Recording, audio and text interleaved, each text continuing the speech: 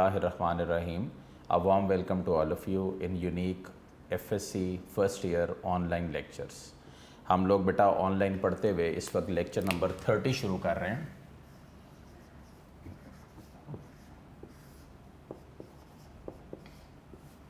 यहाँ पे हम जो रिलेटेड एस्पेक्ट्स हैं उनको टेकअप करेंगे और सबसे पहले जो इसमें इम्पॉर्टेंट चीज़ है या इसके हवाले से जो भी सारे डिस्कशन और जो भी रिलेटेड एस्पेक्ट्स हैं उसमें लास्ट टाइम जो मैंने पढ़ा था वो था ब्लीडिंग। ब्लीडिंग क्या होता है कि जब भी कोई प्लांट पार्ट को काट दिया जाए, टैप कर दिया जाए या वूंड कर दिया जाए यानी कि ज़ख्मी कर दिया जाए तो क्या होता है कि उसमें से सैप का फ़्लो शुरू हो जाता है। ये जो सैप का फ़्लो शुरू होता है ये डेफिनेटली एक आउटवर्ड मटेरियल्स के फ़्लो को शो कर रहा होता है और कुछ ऐसे ट्रीज़ हैं, मैपल्स एक्सेट्रा हैं जहाँ पे फ़्लो ऑफ सैप जो है वो 10 से 15 लीटर पर डे के हिसाब से हो रहा होता है। ठीक है, और इसके अलावा बहुत सारे फैक्टर्स हैं जो रिस्पॉन्सिबल हैं ब्लीडिंग के लिए। इसमें हाइड्रोस्टैटिक प्रेशर भी है और रूट प्रेशर भी है। हाइड्रोस्टैटिक प्रेशर क्या होता है? वो प्रेशर जो मटेरियल्स को आउटवर्ड मूव करवाता है और इसी तरह रूट प्रेशर भी है जो रूट्स एक्सर्ट करती हैं by the definitely xylem cells. तो ये मैंने आपको सारी बातें बेटा लास्ट लेक्चर में की थी। अब हम शुरू कर रहे हैं एक main topic. The name of the topic is transpiration. What is transpiration?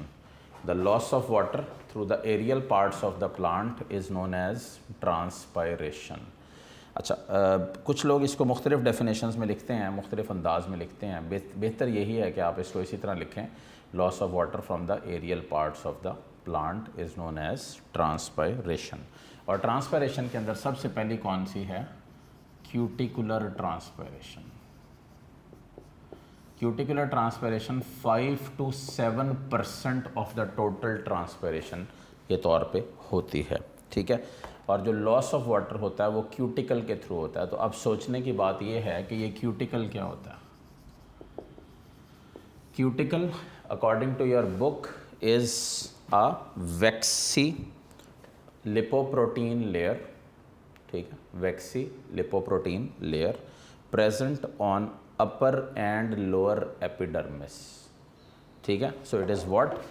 It is waxy lipoprotein layer, right, which is present on upper or lower epidermis. Thinner the cuticle, the greater is the rate of transpiration. Thinner the cuticle, greater the rate of transpiration. Right, क्या मतलब? ये भी एक MCQ है कि देखो ये देखो इनकम्प्लीटली इम्परमेबल नहीं होती वाटर और सॉल्ट्स के लिए, वैसे होती लेकिन कम्प्लीटली नहीं होती। इसका मतलब ये है कि क्यूटिकल जितना भी थिन होगा उतना ही ज़्यादा रेट ऑफ ट्रांसपायरेशन होगा, यानी कि वाटर लॉस हो रहा होगा। अच्छा, अगला बहुत अच्छा एमसीक्यू, बहुत इंटरेस्टिंग। आपने मैट्रिक लेवल पे भी ये चीज़ें पढ़ी हुई हैं मेरा ख्याल है, कुछ ना कुछ है वहाँ पे भी ट्रांसपायरेशन का। रात के वक्त क्या कौन सी ट्रांसपायरेशन है वो चल रही होती है? So at night cuticular transpiration is in cuticular transpiration is in progress. और 24 घंटे इसका मतलब ये चल रही होती। क्यों भला? क्योंकि रात को स्टोमेटा बेटा जी क्लोज हो जाते हैं। ठीक है, सो ये टाइप्स ऑफ ट्रांसपायरेशन हम पढ़ रहे हैं। Second type, lenticular transpiration. What is lenticular transpiration? वो ट्रांसपायरेशन जो overall 1 to 2% of the total है and it occurs through lenticels. ये बेटा बोर्ड का शॉर्ट भी है इसमें से कि what are lenticels. Lenticels are what? Aerating pores present in the bark. ठीक है, और from where the loss of water as well as the exchange of gases take place. तो दो इसके काम हैं, क्या? ट्रांसपायरेशन और दूसरा गैस एक्सचेंज। राइट, ये दो काम हैं जो as it is along with the whole process मुस्तकिल चलते चले जा रहे हैं, जिसमें ट्रांसपायरेशन भी है और गैसियस एक्सचेंज भी है जो यहाँ पे चल रहा है। अच्छा, बेसिकली जो ट्रांसपायरेशन है, अगर पूछा जाए, कोई आपसे पूछ ले, तो ट्रांसपायरेशन भी रात के वक्त चलती रहती है और एज इट इज़ ये रुकती नहीं, लेकिन चूंकि इसका बेटा रेशो बहुत कम है 1 to 2%, इसलिए इसके अंदर कोई इतनी ज़्यादा हमारे पास डिटेलिंग नहीं है जितनी होनी चाहिए। ठीक है, the third and the main type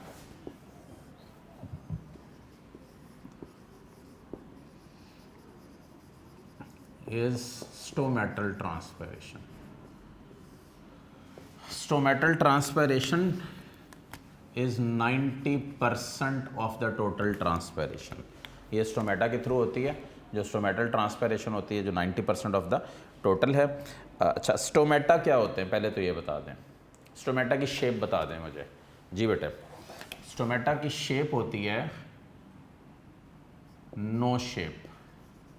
जिन बच्चों ने गार्ड सेल्स की शेप बोली है, किडनी शेप, वो गलत सोच रहे हैं। स्टोमेटा एक सुराख है, सिर्फ एक पोर है। तो बेटा इसकी शेप नहीं होती, जो सेल्स इसको सराउंड कर रहे होते हैं उनकी शेप होती है। अब जैसे मैं कहूँ जी ये आपके पास इस तरह के सेल्स हैं, तो ये क्या हैं? Guard cells.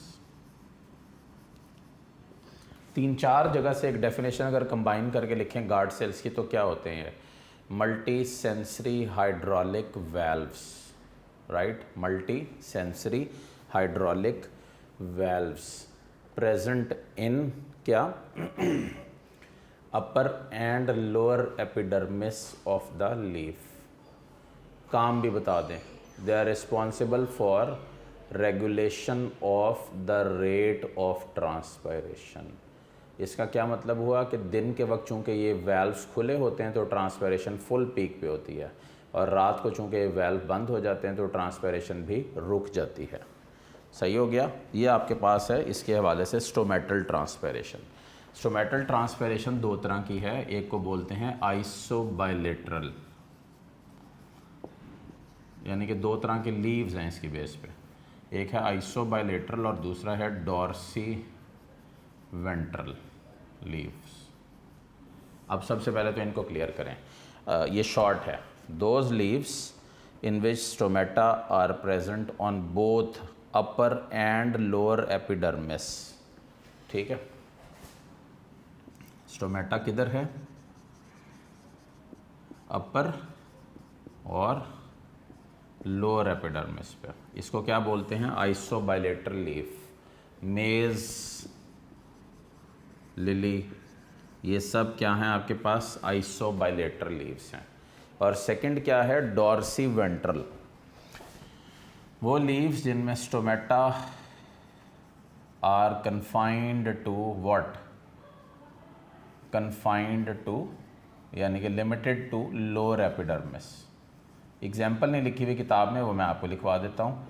इसकी एग्जाम्पल होती है डाइकॉट्स। अब बताओ जी डाइकॉट्स क्या होते हैं?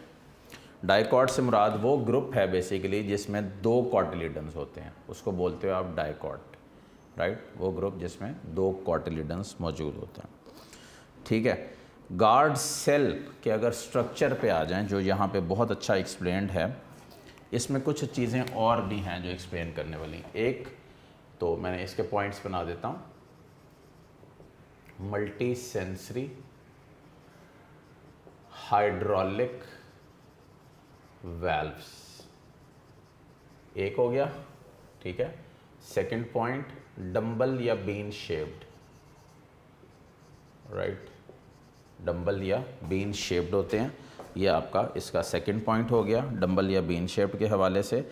अब इसके अंदर 2 साइडें हो गई। डेफिनेटली ये जो इनर साइड है, दिस वन, इसको बोलते हैं इनर कनकेव साइड। ठीक है, ये इनर कनकेव साइड स्टोमेटा को रेगुलेट कर रही है। ठीक है, इनर साइड जो है उसकी जो वॉल है वो बहुत ही ज़्यादा थिक है, ये पॉइंट मार्क कर लें, वेरी थिक। और जबकि जो आउटर वॉल है ये वाली, आउटर इज़ वेरी थिन। ये बेटा फ़र्क देख लें, इनर साइड पे जो वॉल है कनकेव साइड पे वो बहुत ज़्यादा बारीक है और जो आउटर की है वो थिक है। तो this is the way the stomata are arranged. अच्छा, एक और MCQ, which of the following cells, ये MCAT के MCQs भी हैं क्योंकि ये पूरा चैप्टर MDCAT में इंक्लूडेड है। विच of the following sales, right, of the leaf epidermis are not connected by plasmodesmata. ठीक है, which of the following cells are not connected by what? Plasmodesmata. तो क्या आंसर होगा इसका? Answer is guard cells. ठीक है, एक और बड़ा अच्छा पॉइंट गार्ड सेल्स के हवाले से, they are the only photosynthetic cells in the leaf epidermis. Only photosynthetic cells which are present in the leaf epidermis. तो इसका क्या मतलब हुआ कि चूंकि ये खाना बनाएंगे तो खाना बनाने की वजह से इनका इन्वायरमेंट हाइपरटोनिक हो जाएगा, और उस हाइपरटोनिक इन्वायरमेंट को बैलेंस करने के लिए क्या होगा कि बाहर से पानी एंटर होगा और गार्ड सेल की शक्ल जो है वो इस तरह की टर्जिड हो जाएगी. ये कौन सा प्रोसेस है? ये बेसिकली एक मैकेनिज़्म है opening and closing of stomata का. सो हम वही अभी टेकअप करते हैं. ये तो एक आपके पास इंट्रो हो गई. अभी इसके अंदर इसके फैक्टर्स रहते हैं. सबसे पहले जो as sequence of the book चल लेते हैं, मैकेनिज्म ऑफ क्या? ओपनिंग एंड क्या? Closing of stomata. ओके हो गया. ये जो मैकेनिज्म है opening and closing of stomata का, इसमें दो हाइपोथेसिस हैं. पहली, स्टार्च शुगर हाइपोथेसिस. ठीक है, अब हम इसको टेकअप करते हैं. ये किसने दी थी? वैन मोहल ने. राइट, वैन मोहल ने ये हाइपोथेसिस प्रेजेंट की थी.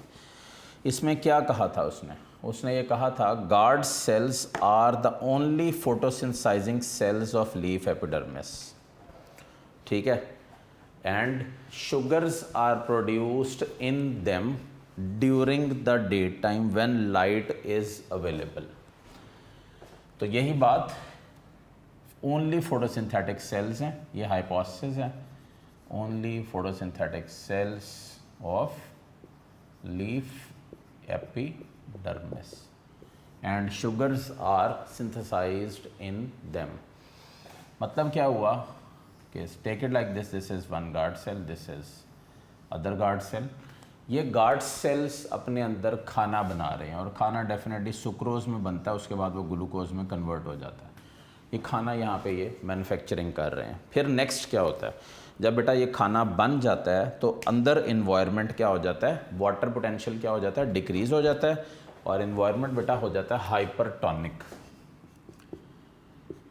हाइपरटोनिक ये हम कब कर रहे हैं? डे टाइम में. ठीक हो गया. अब बेटा जब इन्वायरमेंट हाइपरटोनिक होता है तो साइड से ऑस्मोसिस के through water in guard cells में एंटर हो जाता है. जब वाटर इन गार्ड सेल्स में एंटर कर जाता है तो फिर क्या होता है? जब वाटर एंटर हो जाता है तो जो गार्ड सेल्स होते हैं वो टर्जिड हो जाते हैं. क्या हो जाते हैं? टर्जिड.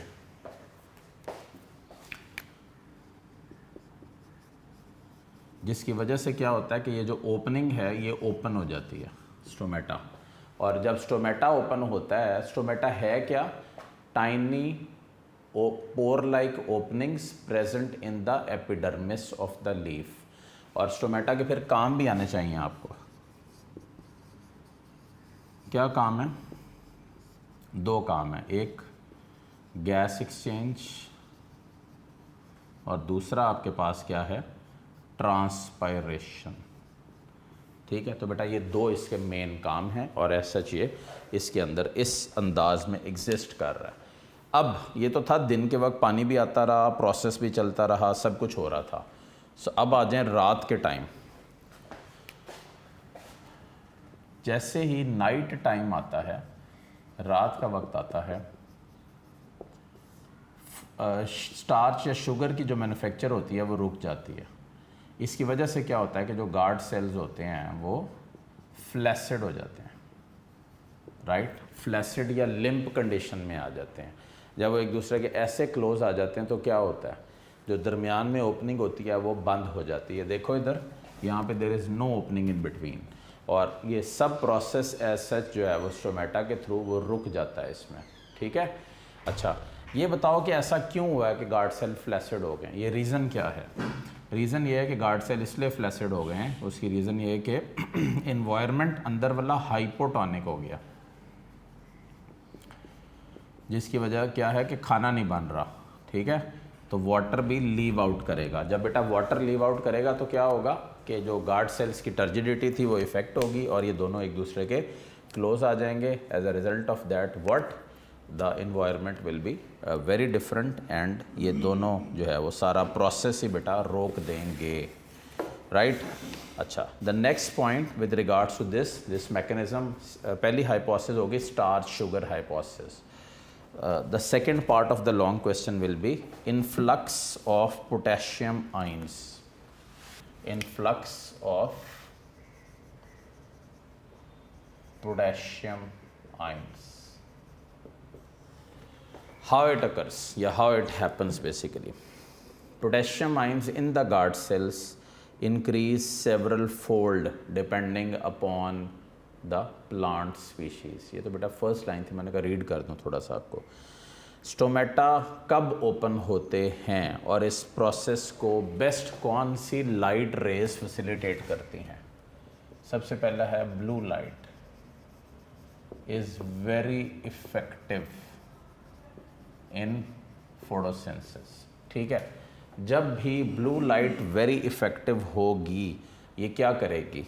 ये एसिडिफाई कर देगी environment of the guard sales, ठीक है। ये लाइंस मार्क कर लें पहले, अब मैं आपको पढ़ भी दूं। Exposure to blue light which is very effective in photosynthesis has been shown to acidify the environment of the guard cell, that is pumps out protons, ठीक हो गया, which enables the guard cells to take up potassium ion followed by what? Water uptake resulting in क्या हुआ है? Hydrogen ion pump out हो गए, बाहर निकल गए।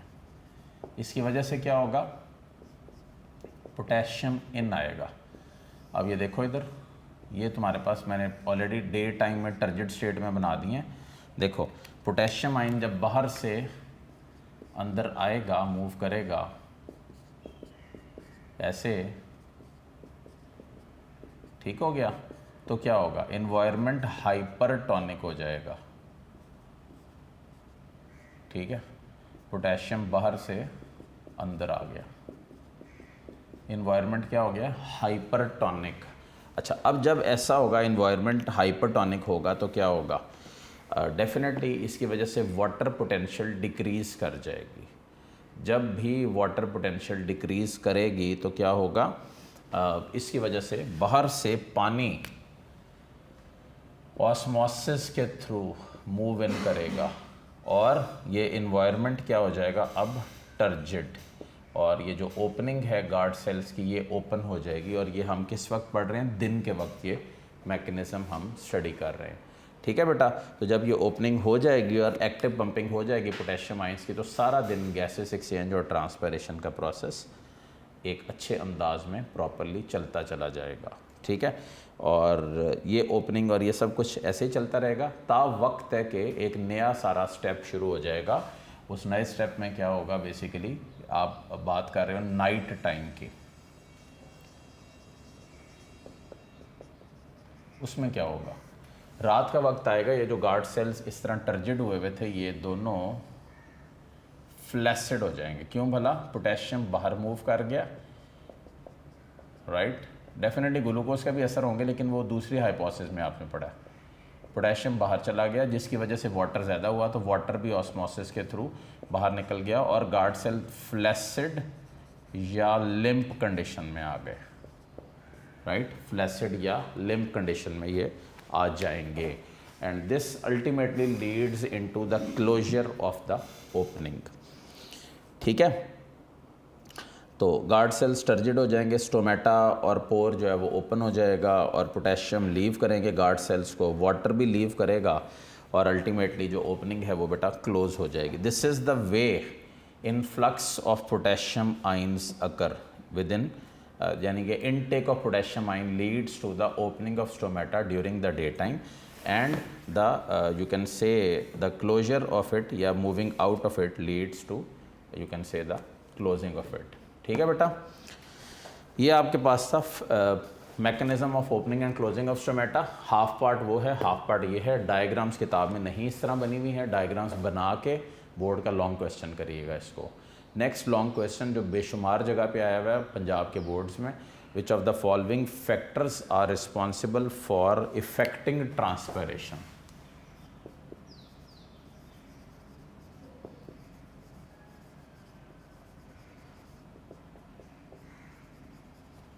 ठीक है, factors what responsible for what affecting the rate of transpiration.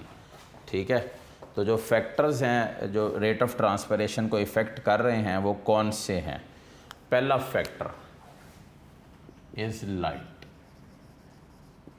ठीक है, लाइट के ऊपर बहुत सारे एमसीक्यूज़ हैं जो आते होते हैं और ये लॉन्ग वाइज भी लिखना है आपने। लाइट की वो मेन फैक्टर है जो ओपनिंग और क्लोजिंग ऑफ स्टोमेटा को कंट्रोल कर रहा है। क्यों भला? उसकी रीज़न ये है कि लाइट की वजह से ही खाना बनता है पौधे में और गार्ड सेल में, और इसके अलावा लाइट की वजह से ही पोटेशियम आयन इन मूव करते हैं, जिसकी वजह से इन्वायरमेंट हाइपरटोनिक होता है और ये प्रोसेस आगे को चल पड़ता है। ठीक है, अच्छा, स्ट्रॉन्ग लाइट में रेट ऑफ ट्रांसपैरेशन ज़्यादा होगा या डिम लाइट में? ये भी एक एमसीक्यू आया। In strong light the rate of transpiration is much more as compare to the dim light बेटा। ठीक है, ये जहन में रखिएगा। अब आ जाए सेकंड पे, टेम्परेचर। फैक्टर्स इसी तरह, temperature is directly proportional to the rate of transpiration but up to a certain limit. ठीक है, अच्छा, जब भी एक ब्राइट सनी डे होगा तो क्या होगा? इन्वायरमेंटल टेम्परेचर बढ़ेगा, जिसकी वजह से क्या होगा? Bright sunny day, what happens is transpiration reduce हो जाएगी। राइट, ट्रांसपायरेशन रिड्यूस, ट्रांसपायरेशन क्या ना, ह्यूमिडिटी रिड्यूस हो जाएगी। ह्यूमिडिटी बेटे क्या होती है, जिस बच्चे को नहीं आता नोट कर लो। ह्यूमिडिटी का मतलब होता है हवा में नमी का तनासुब, मॉइस्चर कंटेंट, वो कम हो जाएगी, जिसकी वजह से क्या होगा? ट्रांसपायरेशन इंक्रीज करेगी। राइट, ये मैंने इसलिए अलहदा बॉक्स कर दिया सो दैट आपके जहन में ये रहे। तो ट्रांसपैरेशन बेटा तेज़ी से बढ़ती चली जाएगी। ओके, अच्छा, फिर कुछ MCQs. The rate of transpiration doubles by every rise of, every rise of 10 degree Celsius. This is one MCQ. ठीक है, अच्छा, very high temperature, very high temperature कितना? 40 से 45 डिग्री सेल्सियस। इस पे स्टोमेटा क्लोज हो जाते हैं, नो ट्रांसपैरेशन, तो इस पे सारी ट्रांसपैरेशन रुक जाती है। अगर इस वक्त पे भी ट्रांसपैरेशन होती रहे तो फिर क्या होगा बताएं? अगर वेरी हाई टेम्परेचर पे हो रही हो तो इट में cause wilting and ultimately death of the plant. ठीक है बेटा, ये आपके पास नेक्स्ट पॉइंट हो गया इसका। अच्छा, थर्ड इसमें जो मेन फैक्टर है वो है CO2 कंसंट्रेशन।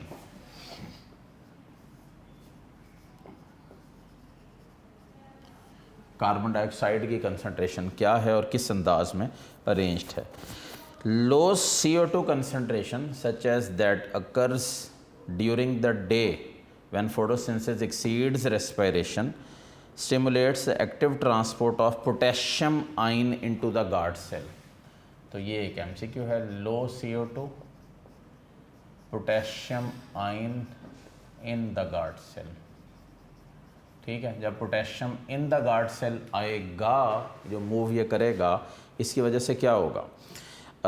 डेफिनेटली जब पोटेशियम मूव करेगा तो डेफिनेटली क्या होगा कि मैंने पहले भी करवाया, गार्ड सेल ओपन हो जाएंगे, ये भी लिखा भी हुआ है बोर्ड के ऊपर ही, जिसकी वजह से वो टर्जिड हो जाएंगे, वाटर भी मूव करेगा और रेट ऑफ ट्रांसपैरेशन ROT इंक्रीज कर जाएगा। तो इसका मतलब क्या हुआ कि CO2 की कम मिकदार ने इस प्रोसेस को फेवर किया।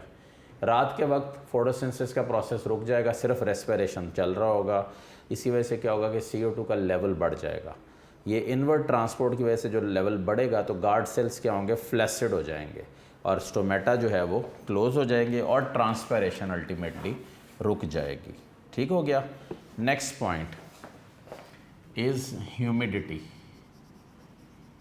एंड क्या, वेपर प्रेशर। ये क्या होता है ह्यूमिडिटी? हवा में नमी का तनासुब, moisture content of the air. अभी मैंने पहले भी बोला, फिर मेरा बेटा बोल रहा हूँ, ये हवा में नमी का तनासुब जो है बेसिकली वो अगर बढ़ जाए तो मॉइस्चर कंटेंट तो पहले ही ज़्यादा, तो रेट ऑफ ट्रांसपिरेशन ज़्यादा होगी या कम होगी? डेफिनेटली कम होगी। तो व्हेन एयर इज़ ड्राई तो क्या होगा, rate of humidity increases, definitely rate of transpiration increases। ठीक है, जब हवा खुश्क है तो ट्रांसपिरेशन बढ़ रही है, बट अगर हवा ह्यूमिड है, ह्यूमिड एयर, तो ट्रांसपिरेशन बेटा क्या होगी, हाँ, डिक्रीज हो जाएगी। This is something very different, but इसका मतलब ये हुआ कि ह्यूमिडिटी के साथ जो रेट ऑफ ट्रांसपिरेशन है वो इन्वर्सली प्रोपोर्शनल हुआ। इसमें क्या हुआ, inversely proportional. Now the next factor is, fifth one is wind. बेटा जो विंड वाला फैक्टर है ना, विंड का मतलब है तेज़ हवा। ये आम जो हवा चल रही होती ये नहीं, air in motion is known as wind. ठीक है, इससे क्या होगा, इंक्रीज होगा रेट ऑफ डिफ्यूजन,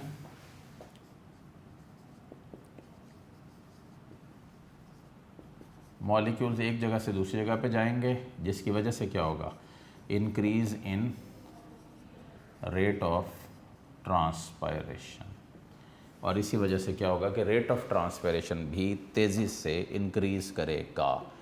लेकिन अगर यही बात हम कहें हवा नहीं है और एयर स्टिल है, बिल्कुल ही साकत है, सही तरह मूव ही नहीं कर रही है, तो क्या होगा, rate of transpiration will be slowed down या reduced off. Last point, availability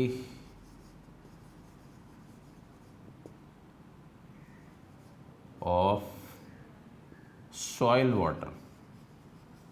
अब ये मुझे बताओ सबसे पहले कि जो पानी है वो आ कहाँ से रहा है। तो बात सिर्फ इतनी है कि पानी आ रहा है रूट्स से, और रूट्स में कौन सी ऐसी चीज़ है जिसके थ्रू आ रहा है। तो पानी को मूव करने के लिए जो बेसिक मैकेनिज़्म है वो मैं पहले ही बता चुका हूँ आपको। इसके अलावा इसके ऊपर जो थ्योरी है वो इंशाल्लाह जल्दी पढ़ेंगे, लेकिन पहले ये याद रखें कि जाइलम के थ्रू आता है पानी, और जाइलम में दो पॉइंट्स हैं, एक वेसल्स हैं और दूसरा ट्रेकीड्स हैं, जिसके थ्रू ये वाटर मूव करता है और एज सच ऊपर को ट्रेवल करता होता है। ठीक हो गया। जब भी बेटा ये पानी ऊपर को ट्रेवल करेगा तो it will lead to what, it will lead to enrichment of the resources of water. अब सीधी सी बात यह है कि अगर सॉइल वाटर अवेलेबल ही ना हो, वेरी लेस वाटर, ठीक है, तो क्या होगा, वेरी लेस ट्रांसपिरेशन। अगर नो वाटर हो, पानी हो ही ना, तो फिर क्या होगा, ट्रांसपिरेशन मज़ीद स्लो हो जाएगी या नहीं रुक जाएगी। ठीक है, वेरी स्लो या स्टॉप्स। ये ट्रांसपिरेशन रुक जाएगी, इसका क्या मतलब हुआ, इसके रुकने से व्हाट हैपन्स इज़ के बेसिकली जो रेट ऑफ एब्जॉर्प्शन है वो भी रिड्यूस हो जाएगा और रेट ऑफ ट्रांसपिरेशन भी कम ही चलता रहेगा आगे। अच्छा, अगर पानी एबंडेंट अवेलेबल हो, यानी कि सॉइल में बेशुमार पानी के मतलब वो ड्रॉपलेट्स मौजूद हों, तो फिर क्या होगा, फिर इससे मुराद ये है कि उस वक्त डेफिनेटली ये होगा कि जो पौधा है वो रेट ऑफ ट्रांसपिरेशन बड़े ही आराम सुकून से और प्रॉपर तरीके से चला सकेगा।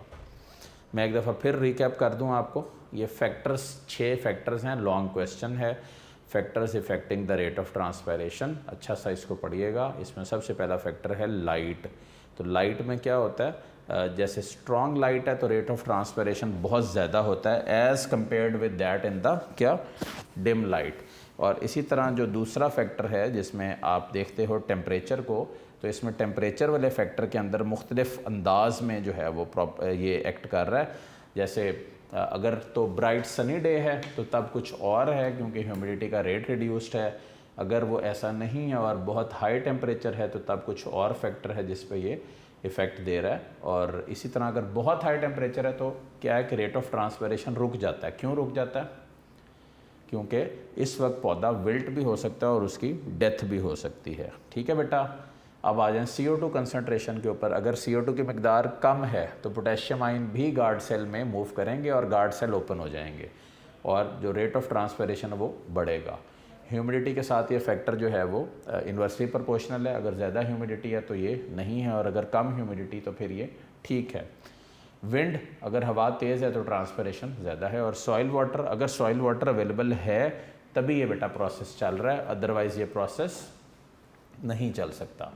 आज के लेक्चर में हमने 2 लॉन्ग क्वेश्चन किए हैं। एक है mechanism of opening and closing of stromata, जिसके ऊपर आपने ये डायग्राम्स भी बना लेनी है जो बनी हुई हैं। और दूसरा आपके पास है इसके अंदर the factors, what is transpiration, the factors affecting the rate of transpiration. तो मेरा बेटा अच्छा सा इसको तैयार कीजिएगा सारे को और अपनी नॉलेज को बढ़ाते जाएं और चीज़ों को क्लियर अप करते जाएं। इंशाल्लाह नेक्स्ट लेक्चर में बोर्ड का 2018 का लॉन्ग है, why is transpiration considered a necessary evil, यहाँ से इंशाल्लाह शुरू करेंगे।